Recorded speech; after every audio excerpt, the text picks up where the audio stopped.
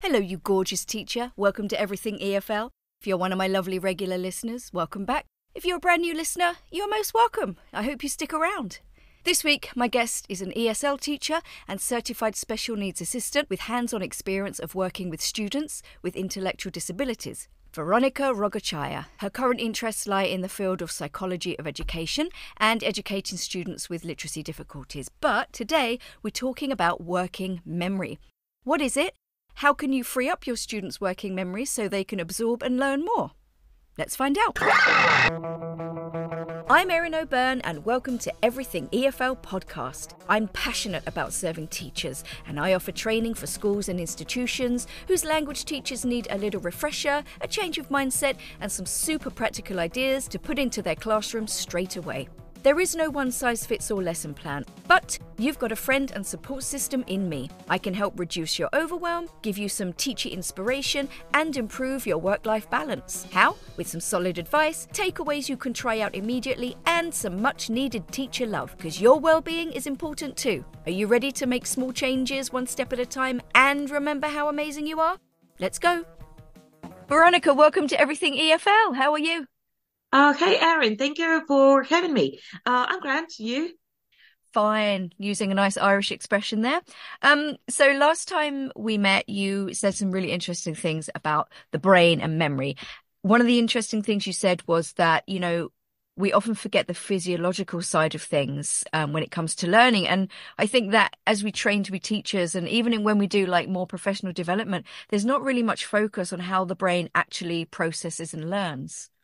It's so true. Thank you for bringing it up because it's exactly what happens at the moment. We know so much about our techniques, our approach, how to revise, how to recycle. We mentioned well-being, but we overlook the physiological side of it. And it's actually something that we should explore and know so much about, and it will help our teaching in future. So it was a good point you made about the physiological aspect of it and how important it is for us to understand how students' memories work, because they keep forgetting things. We try to teach them and they keep forgetting. We teach that again and they keep forgetting again.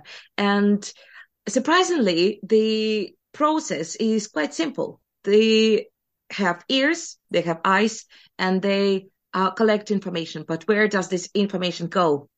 And this is what working memory is for. A working memory is how they gather this information, stay focused, and how they process this information so that in future it could go to their long-term memory. And I think that we as educators, as teachers, need to know how it actually works and what we could do to prepare our students to process this information, because they so often look so overwhelmed with that much information we prepare for them. They don't digest it enough. I totally agree. And I think that there should be a very large distinction between teaching and learning. Just because we teach it doesn't mean that it's being learnt. Oh, absolutely. And we think the more materials we bring to the class, okay, at least I am like that. I think that I should be prepared with lots of games and activities and exercises. The more practice, the better. Different practice, multi-sensory activities. And I think that all will benefit the students. But at some point, usually it happens in the middle of the class, I see that they're not there. I mean, physically they're here, but there's nobody home. Because they got, at some point, they got overwhelmed, overloaded with too much information, and they stopped responding, and they don't come back.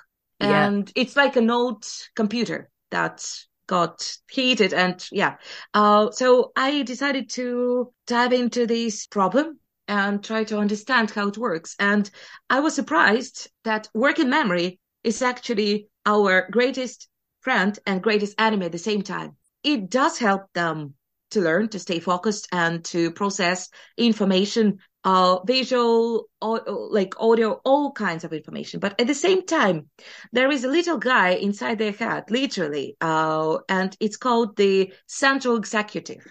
And this is the thing that tells them literally what to focus on and what to ignore. And at some point, this central executive tells them to ignore us, to ignore teachers. So when they have to choose between their first language and English, they would choose their first language because it's their comfort zone.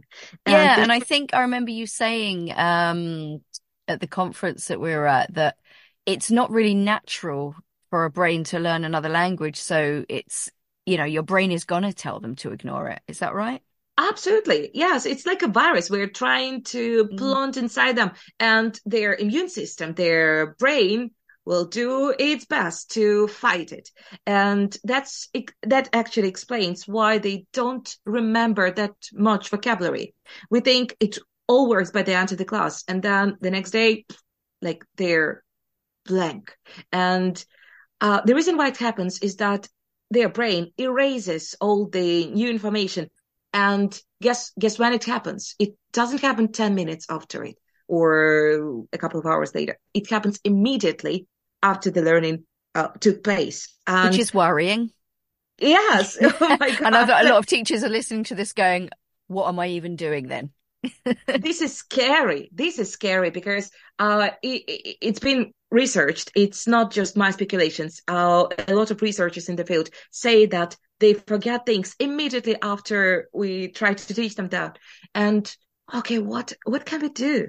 What should we do? Did you say that with lower levels, the capacity is even less as well? Oh, yes, it's a lot worse. So, what happens here is that we've got working memory, students' working memory. It will not expand, it will not go bigger, it will not shrink. Well, if there are no developmental issues, but it will remain the same. And the mechanism behind it is the more advanced they become, the more space in their working memory they will free up. Mm, Uh, when they are beginners, everything they do in your class, even when they enter the class and say hello to you, it's not automatic.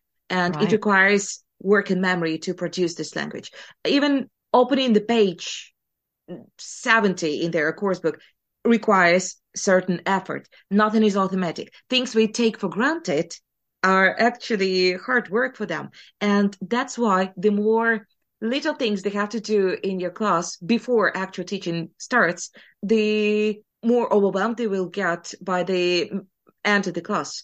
And we want to avoid it. So my suggestion is that we should unload them where it is possible and try to provide them with little, aid and little things that will help them do things more automatically, even at lower levels.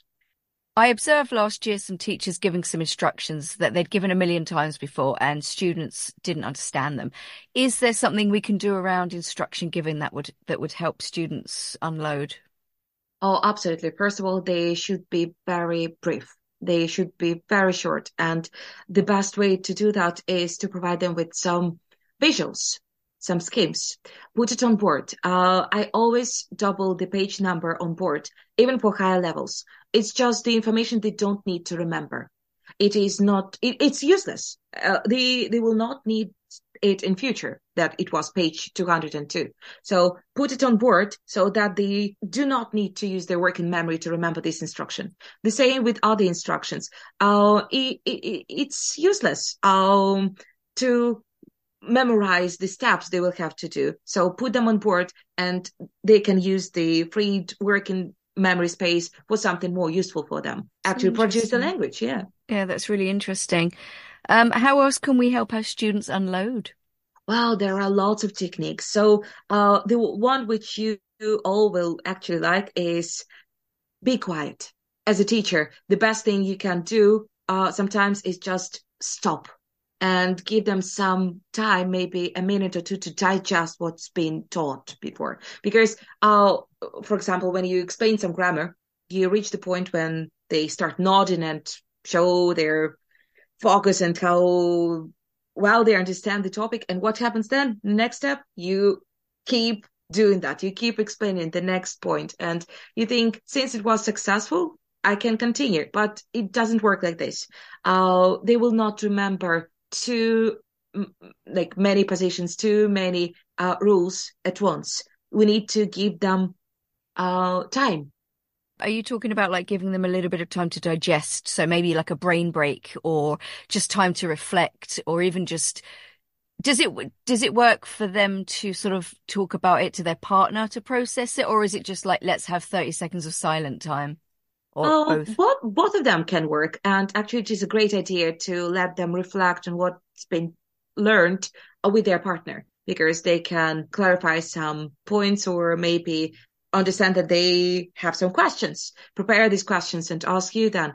But definitely, we should stop teaching at some point and give them space, give their working memory time to heal, if you like, so, because they're traumatized with so much information. This stuff is freaking gold. Tell me more. What else can we do? Yeah. Well, another good thing to mention is that word lists, these word lists, they provide at the end of course books, and some teachers try to use in their approach. They don't work. And again, there has been research, no word lists. The more word lists, the more overwhelmed their working memory will be, and the less effective it will be. Actually, I believe in the number 7 to 10 new expressions or words learned a day. No more than that. Yeah, otherwise it's just overload. And again, wordless, meaningless, just meaningless, decontextualized words.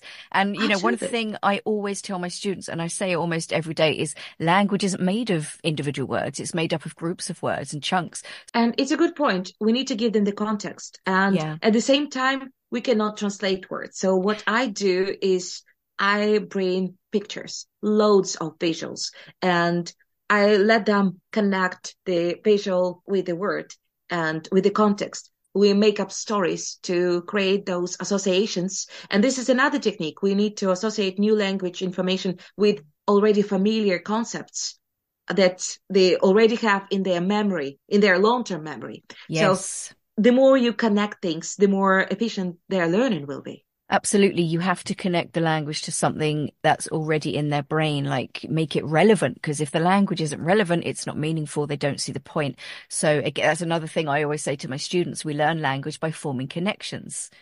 Or, when you do the whole write sentences using the vocabulary, no, write sentences that are true for you.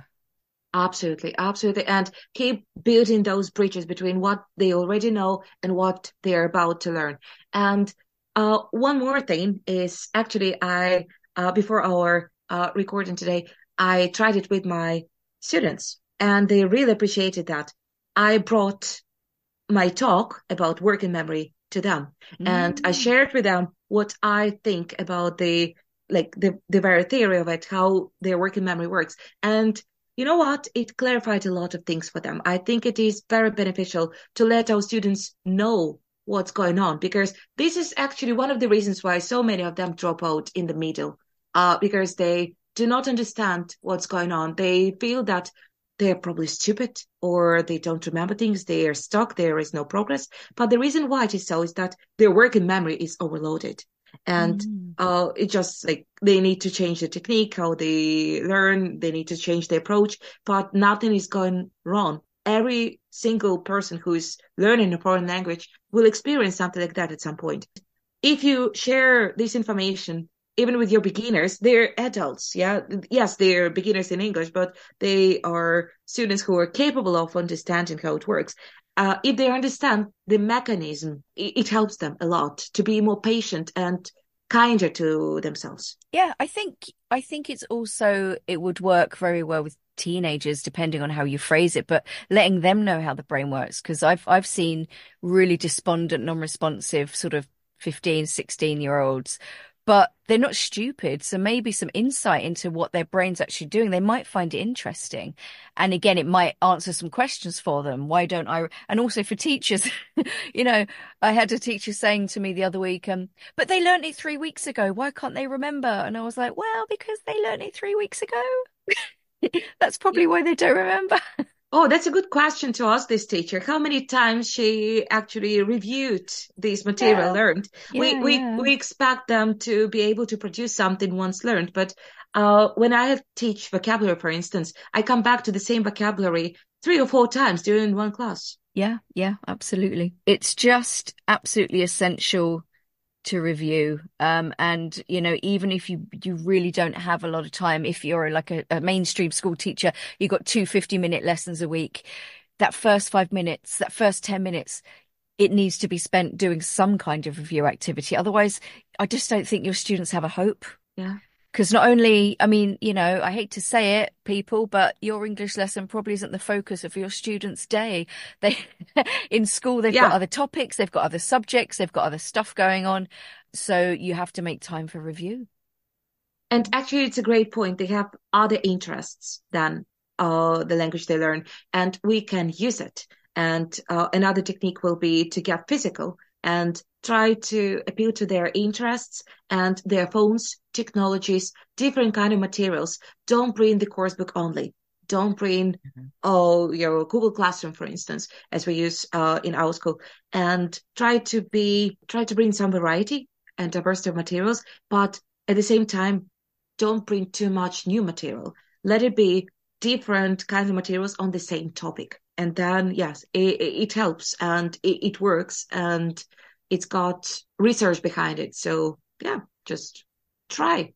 It's a good point. I mean, I wrote down on my notes expectations versus reality. And I know that a lot of teachers are under pressure to get their students to like pass exams and get to a certain level. But I think in some instances, there has to be a bit of acceptance as well. Like maybe your students aren't going to get to that level. Don't try and throw everything at them.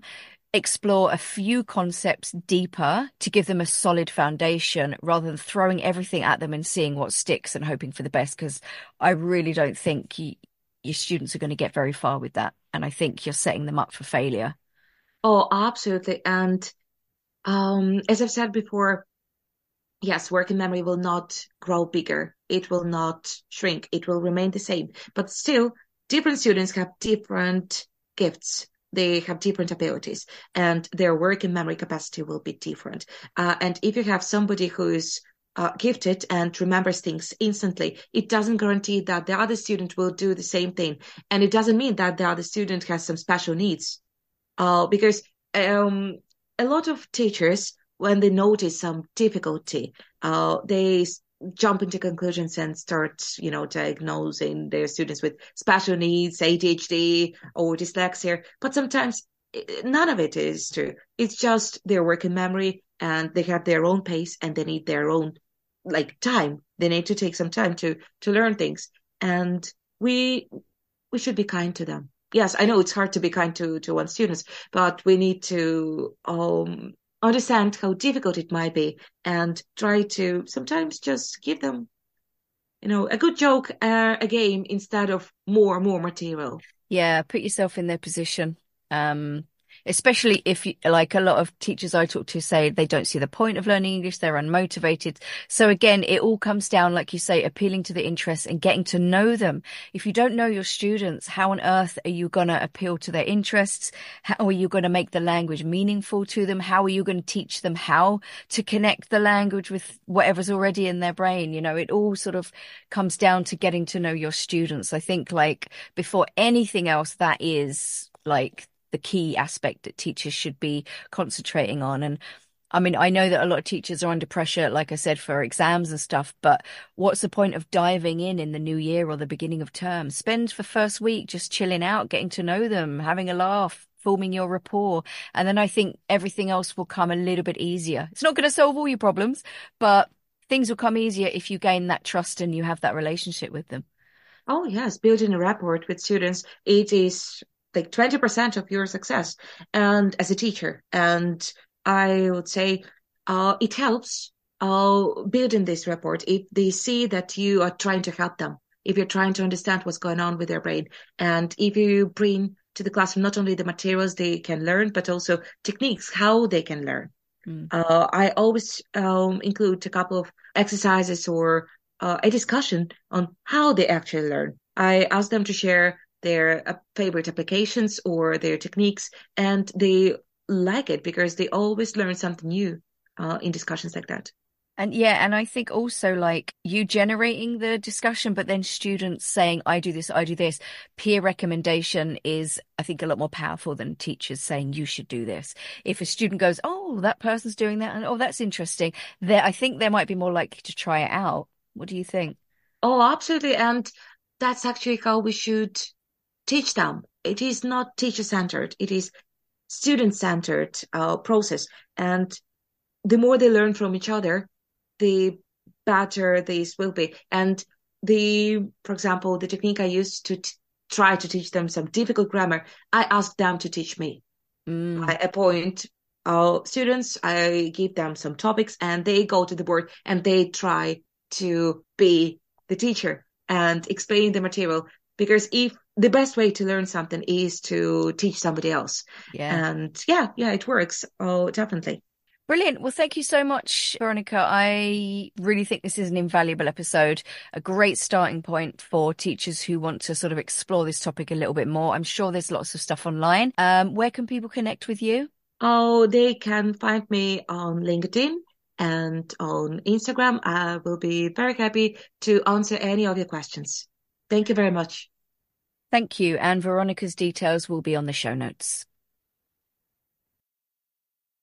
My darling, gorgeous teacher, take one thing, something, anything that resonates with you from this episode and try it out in your class, whatever it may be. Take that challenge. Give your mindset a little shift. Change from, that's a good idea to, I think I can to, I will to, oh, I've done it. And I'm going to let Erin know exactly how I got on. My email's in the show notes. Join my newsletter community. Email me at erin@refreshyourteaching.com if you would like me to work with you and your institution to create a tailor-made CPD session for you. If you just want to have a chat, email me at either of those addresses. Ask for advice. Complain. I don't mind. I'll listen to you. I might even reply. And as always, take care of yourself. Look after yourself. Have a peaceful couple of weeks. And share the love. Bye.